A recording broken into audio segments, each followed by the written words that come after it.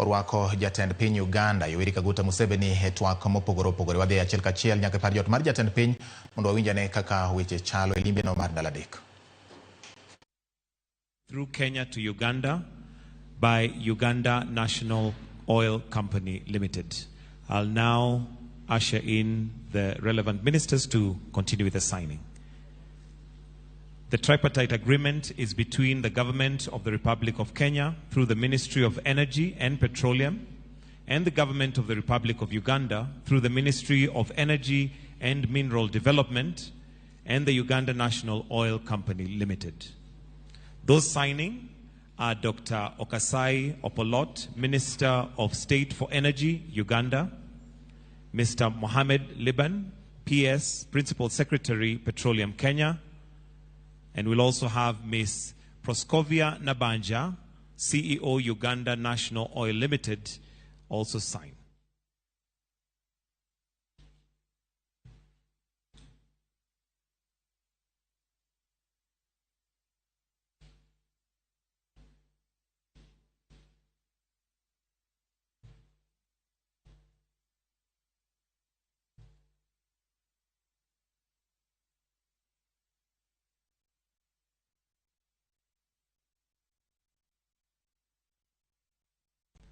We'll also invite Ms. Proskovia Nabanja to sign, as it's a tripartite agreement.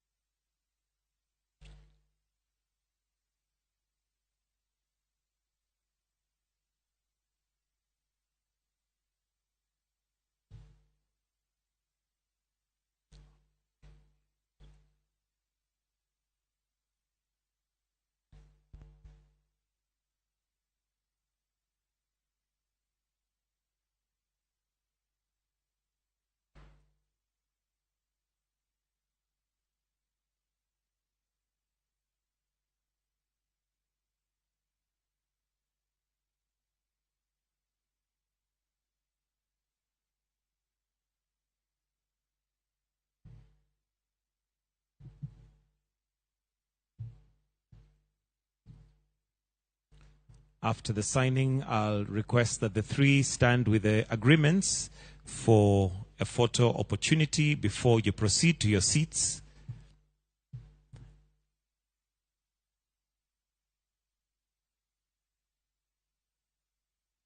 We can clap for them, or for us. And after that, I'll request that you kindly take your seats.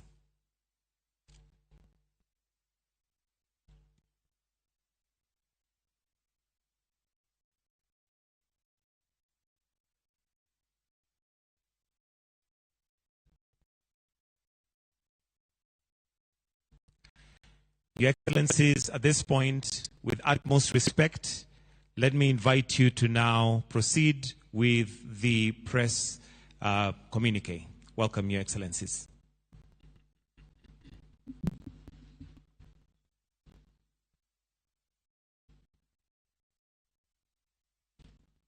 At my invitation, His Excellency President Yoweri Museveni honored us by undertaking a state visit to Kenya. This visit underscores the profound significance we, as leaders, attach to the bilateral relations between Kenya and Uganda, and to our shared commitment to further develop and grow our relations. Kenya and Uganda are firmly united by relations deeply rooted in shared history, culture, and aspirations for regional peace and prosperity. We recognize the importance of maintaining strong bilateral relations and are committed to expanding them for the mutual benefits of our two nations and our two peoples. I join His Excellency President Museveni in appreciating the significant outcome of the second session of the Joint Ministerial Committee held from May 12th to May 14, 2024 in Kampala, Uganda, which culminated in the signing of 7 instruments of cooperation between our two countries. Consequently, We now have a memorandum of understanding to anchor cooperation between our foreign services institutions, which ensure knowledge exchange and harmonization of structures and content of diplomatic training. We also have MOUs on cooperation of public service and development whose objective is to service delivery by our two public service institutions. In addition to this, an MOU to cooperation in youth affairs has been signed, which enables us to optimize the capabilities of our youthful democratic groups by obliging the two countries to implement innovative national policies and programs relevant to young people. Contextualizing that particular MOU is our joint hosting of the Africa Cup of Nations later in 2027, that was jointly canvassed by the three East African countries, and the continued cooperation between our countries in sports. Further, the JMC witnessed the signing of an MOU on cooperation in sports, demonstrating the seriousness we both attach to sports promotion and development and the mobilization of investment that unlocks the potential of the sports sector. This instrument is even more timely as we lay the groundwork for jointly hosting the 2027 edition of the Africa Cup of Nations tournament. Additionally, we have an instrument to guide our strategic cooperation in education, training, and science, as well as MOU in small and medium-sized enterprises and gender equality and women's empowerment. Finally, as we have witnessed, the tripartite agreement on the importation and transit of refined petroleum products through Kenya to Uganda, whose signing we've just witnessed, enables Uganda National Oil Company Limited to import refined product commodities directly from producers in different jurisdictions, thus bringing to an end the challenges faced by the sector in Uganda.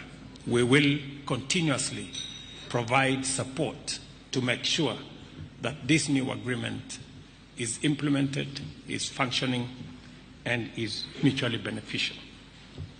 It is in our place as Kenya to support Uganda to achieve its aspirations when Kenya is called upon. We are confident that these instruments will consolidate our strong relations and anchor it on a transformative trajectory. As leaders, we are committed to implementing all our obligations in order to reap their full benefits. Let me also confirm that we have agreed in the joint communique that's going to be issued later on making sure that trade between our two countries is unimpeded either by tariff or non-tariff barriers or levies that are arbitrarily levied. We've agreed that the common principle will be the full implementation of the EAC customs and other infrastructure that support trade between East African countries. And therefore, all the issues around rice and juice and furniture and eggs and chicken and sugar and all the other issues are now resolved. We have also agreed that we will now explore jointly the extension of the pipeline from Eldoret to Kampala that will form the conversation in the next joint ministerial committee. We have also agreed to synergize matters on environment to see how we can build our restoration of degraded wetlands and fragile ecosystems, including our water towers that is currently being undertaken in Kenya, including the planting of 15 billion trees, to see how that can be synergized with what is the environmental program that is going on in Uganda, understanding and realizing that climate change has no boundaries. We have also agreed jointly on matters of peace, security and stability in our region, and we hold common position on what should happen in Eastern DRC, in South Sudan, in the Sudan, in Somalia, and in our region in general. The meeting also emphasized the importance of extending, as I have said, the SGR from Naivasha to Malaba, but all the way to Kampala and DRC as an efficient and sustainable infrastructural artery for the transformation of goods. We have obliged our to take joint urgent measures to mobilize resources for the implementation of this regional shared infrastructure and report on progress by the end of this year. As pertains our regional agenda, President Museveni and I appreciated the benefits and power of our close coordination with respect to the East African Community, Intergovernmental Authority on Development, and the Africa Union and other regional organizations, which we recognize as the building block of the greater integration of countries at the continental and national level. I appreciate tremendous President Museveni's and selfless dedication to building a robust East African community, transitioning it into a federation of shared vision and values. I have also expressed to His Excellency the people and the government of Uganda the appreciation of Kenyans from all walks of life for Uganda's endorsement of the Kenyan candidate for the position of the Africa Union Committee person, and assured him of our full confidence that our candidate will deliver effective leadership at the Commission. We also shared our concern about the threat of terrorism and insecurity in our region and affirmed our commitment to strengthening regional peace and security approaches and programs. Kenya will continue to consult and work with Uganda in security challenges in our sub-region, including in the Sudan, South Sudan, Somalia, DRC, and elsewhere. During my meeting with President Museveni, we expressed concern on the drawdown of ATMIS in Somalia, and we urge that the timelines for the drawdown align with the security conditions on the ground in Somalia, not just the calendar that has been laid out. Before I conclude, let me reiterate that President Museveni's visit underscores the enduring bonds of friendship and partnership for peace and development between Kenya and Uganda. As we continue on this journey of cooperation and solidarity, we have used today's visit to reaffirm our commitment to do even more together for the greater good of our nation, our region, and our continent. We have also agreed on the border issues that have been of concern to border communities, and shortly we will be visiting those regions with a view to bringing the communities together. I take this opportunity to assure Your Excellency of my personal support and commitment of the Republic of Kenya to work with you and the government of Uganda in furthering our agenda and mutual interest of our people.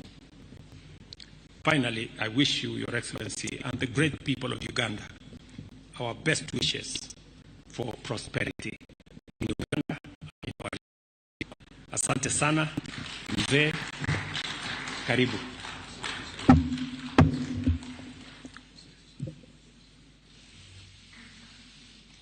Unaweza kutuongeleza Kiswahili? Oh, very good.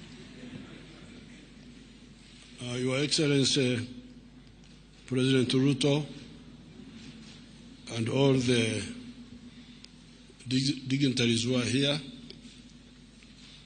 as you heard, His Excellency summarized what we have agreed, the agreements, the protocols. I don't want to repeat those. The only issue is for me to point out that all that is guided by the historical missions which the Africans have finally crystallized. More than 60 years ago, when we got independence, we did not harmonize properly on the historical mission beyond liberation. There was talk that time of uhuru na umoja, but it was not deeply disassembled. What did uhuru na umoja mean? That's why, therefore, we have lost 6 decades. And as you can see in Africa, we have got so many problems.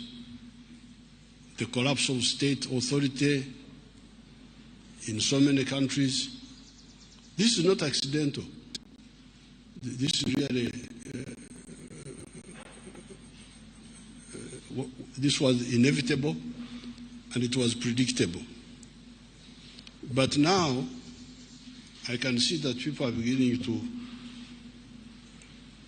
a cluster of actors, including His Excellency President Ruto and other actors, are beginning to see the way forward. And really the historical missions, according to we who have been in this for long, after many years, as a student movement, as a liberation movement, we detected those three historical missions. Historical mission number 1 is prosperity. How do you create prosperity for people?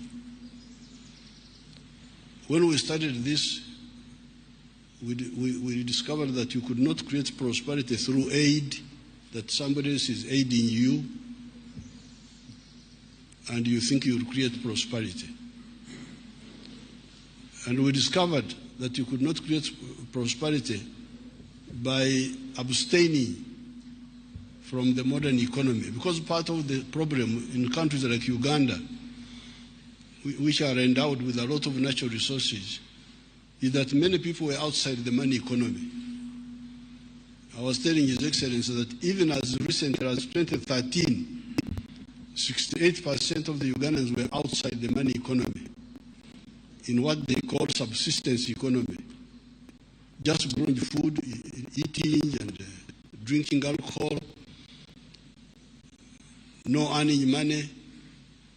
And the danger is that the richer the countries are in natural resources, like for instance, Congo, DRC, the richer it is in natural resources, the bigger the danger that one is of people just staying in the forest, eating honey and monkeys and so on, and they are not bothered. So, in our analysis, we said no, we must create prosperity in the modern way by everybody joining the money economy. And in the money economy, you produce a good or a service which you sell. And if you sell it persistently, you will get prosperity. Now, if that is the case, then it raises another question.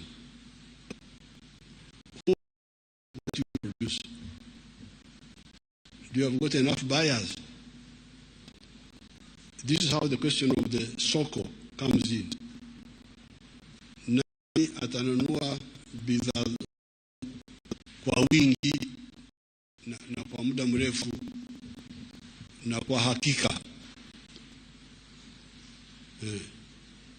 So that's why, therefore, the Africans, you can go and check, the Africans having slept from 1958, 1955, 1957, when Ghana got independence, 1980,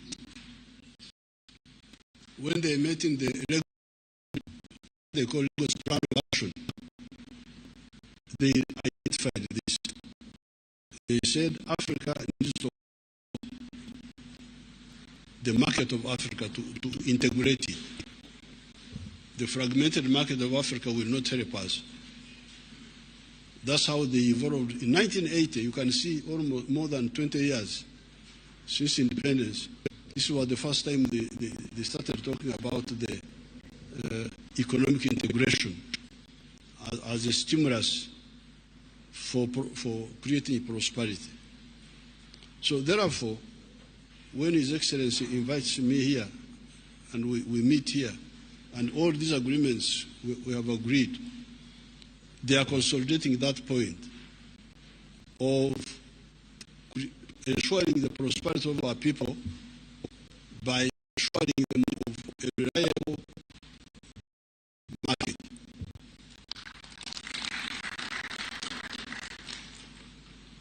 Now, these vikwazo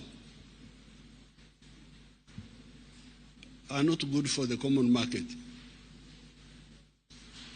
Like somebody was telling me to stop the rice from Tanzania. Why? Because I have got some inefficient rice growers in Uganda. Therefore, the answer is nikatai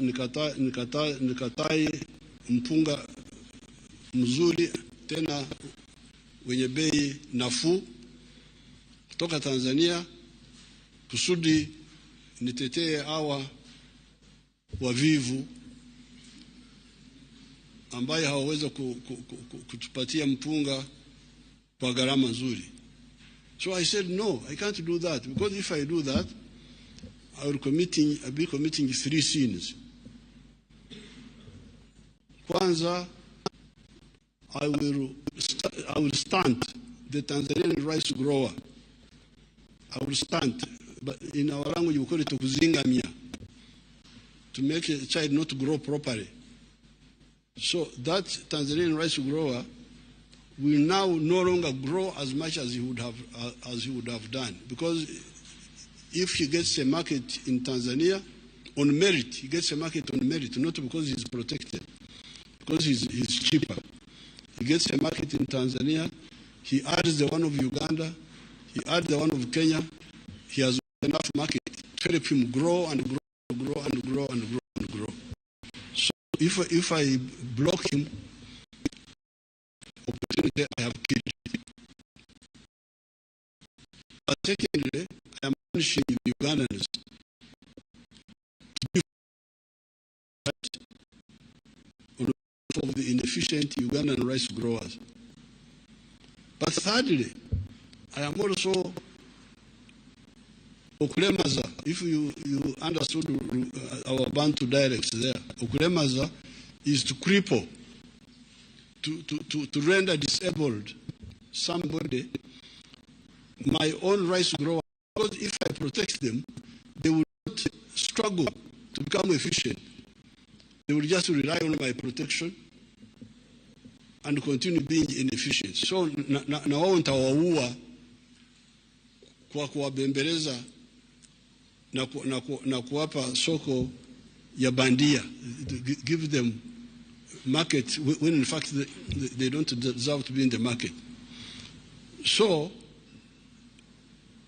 when a child is growing up in our tribes there, and the child is beginning to stand up, they stand up and fall down. So in in our tribes there, in Baganda say, Bagamba, whatever Baganda, Tengerera, Tengerera, Tengerera. The child is standing and falling. You encourage him to stand down and say, I don't know how they say that. When the child is young and trying to stand up, you encourage him to continue standing. You pray standing. So I don't want to mislead my inefficient. For instance, the sugar growers in Uganda, they are inefficient because they are growing sugar on a high altitude. Uganda is a high altitude. It is more than 1,000 meters above the sea. And apparently, sugar cane does not yield much sugar when it is in a high altitude. It yields sugar better when it is near the ocean. I hear they recover only 8% of the sugar cane, while these other ones can go up to 14, 15, I don't know what. Brazil, you can check. So we should tell our sugar people to shift. There's another part of Uganda where they can produce sugar better, which can give a higher yield. So this is point number one, integration about prosperity. You can have a rich part of the world which is poor because it is badly organized. Latin America. Latin America, those countries of Latin America, they have got more natural resources than the United States of America.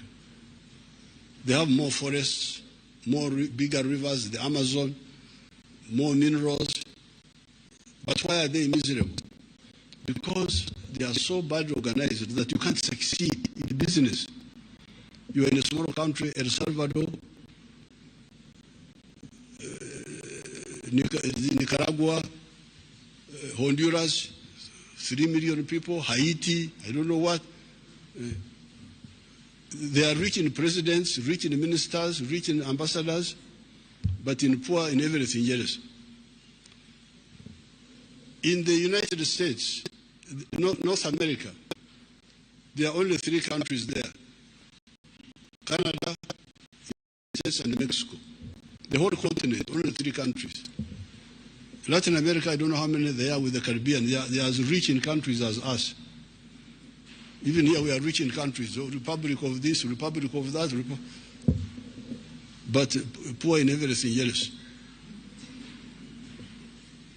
So, this integration is to fight the battle of prosperity. You should understand this. Because if somebody is efficiently producing, and we support him, he will grow and grow and grow and grow.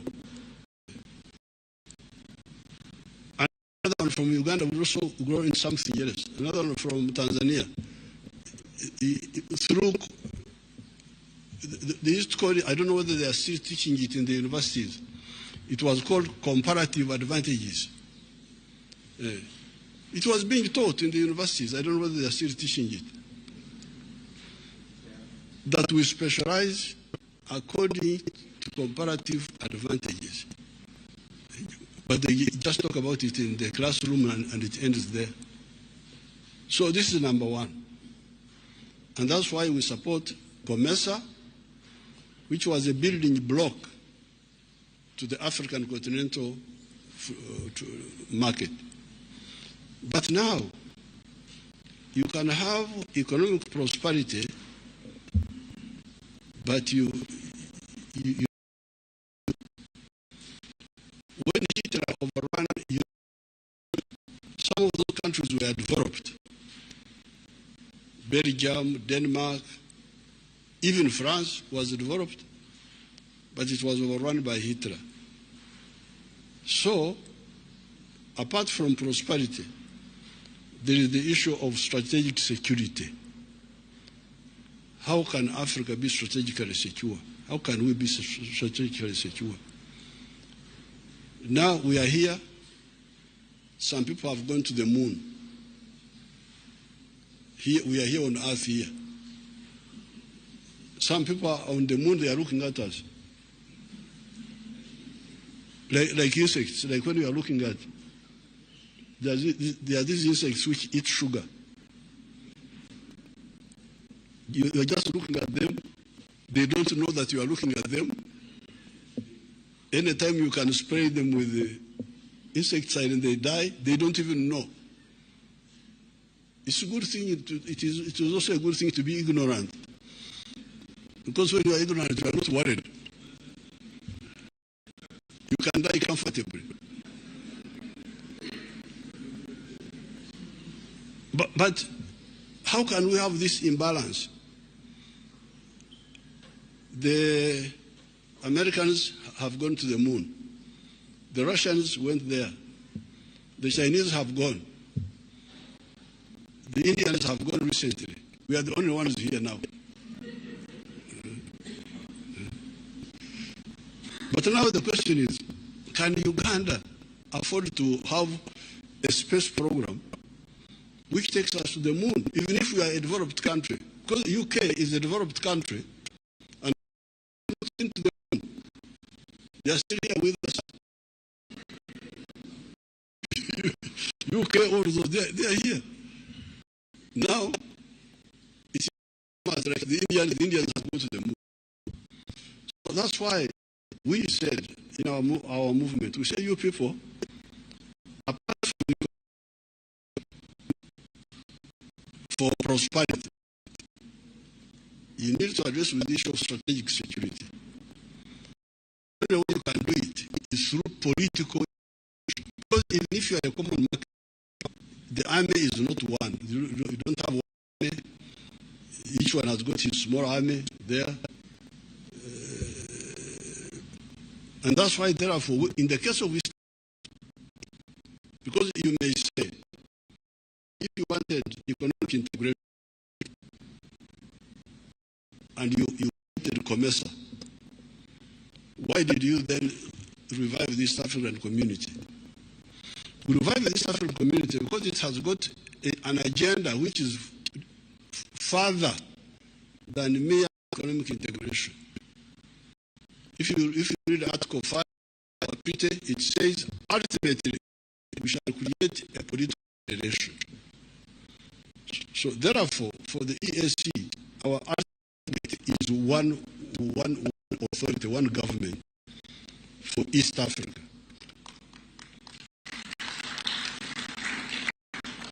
And the logic for it is that while is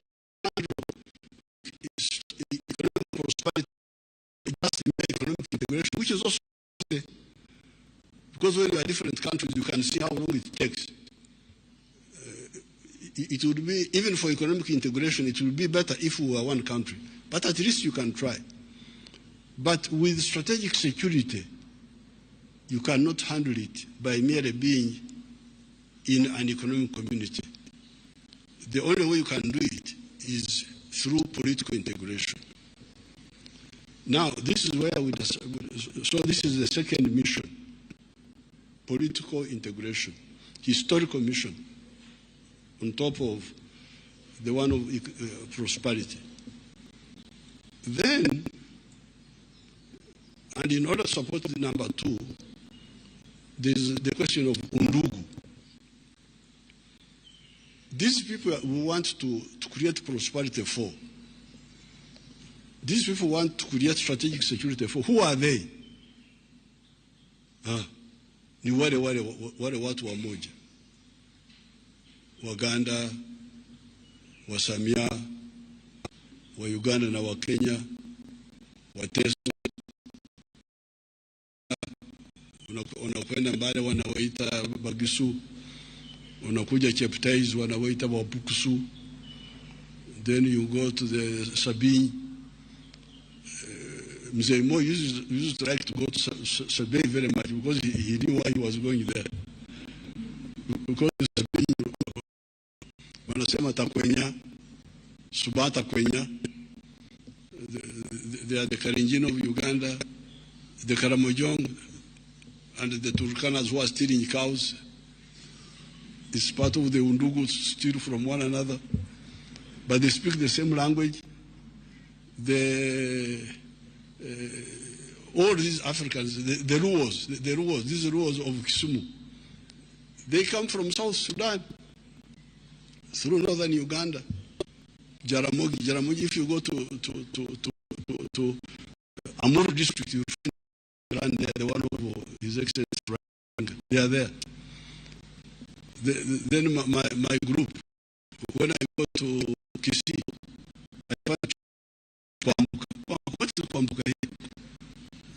Kwambuka is what it means in my language.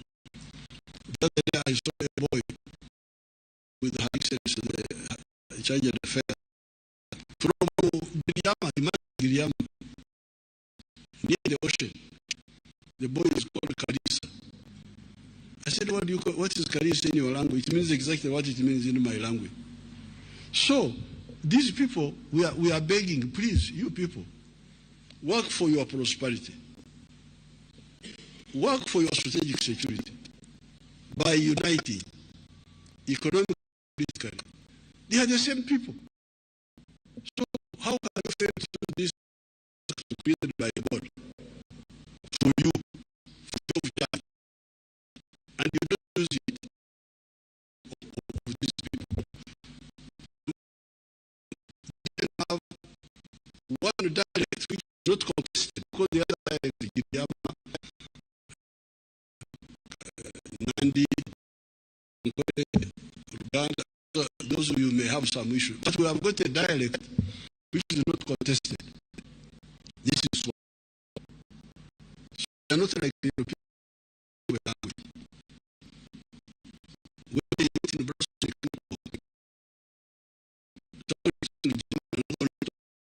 through earphones, by the time you are finished, you are almost deaf. But here, Swahili is not contested.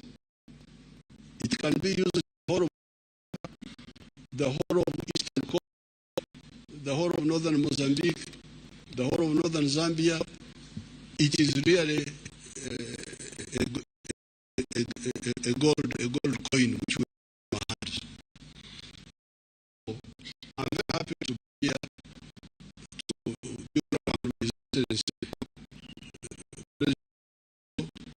to exactly implement what we missed in 1963. Our leaders would have achieved it by that time, but some of them were diverted, and that's how we got all these hold-ups. If we had formed the East African Federation in 1963, many of the problems would have been avoided. There would have been no Idi Amin in Uganda. There would have been no problem of Rwanda, Burundi, this genocide, because East Africa would be a center of gravity. You can have smaller countries in the world, like they are there, smaller countries like Denmark, these other smaller ones, Belgium, they are there, but they have got a head boy who is guaranteeing them. This is the United States. When they are in danger, the head boy comes. She says, what's happening here? Now, who is the head boy in Africa here? We are all smaller people. That's what really we are trying to deal with. So I'm very happy about all these projects. Will now move us closer to the three historical missions: prosperity through wealth creation and market access, strategic security, and utilizing maximally the Undugu. So I have nothing to add about the details. It is as His Excellency told you. My only job is to put in the historical context. Why all this, and why now and not before? Before, opportunity was wasted.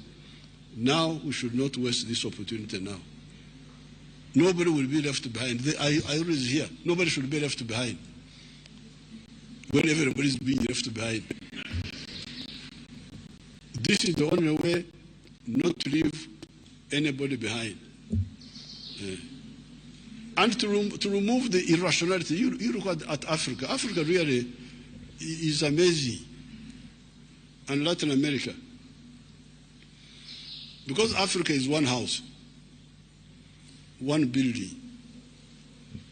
Now, the sitting room is another country. The bedroom is another country.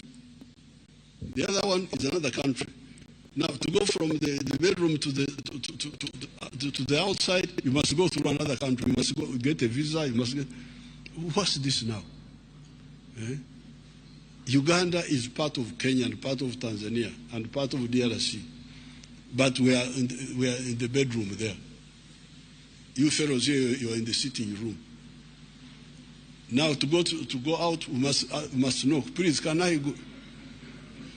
Can I come to the sitting room? It is so irrational, so irrational. So I thank His Excellency for inviting me. Please don't allow me to talk, because if you give me audience, you do so at your own risk. I can talk for ages. Thank you very much.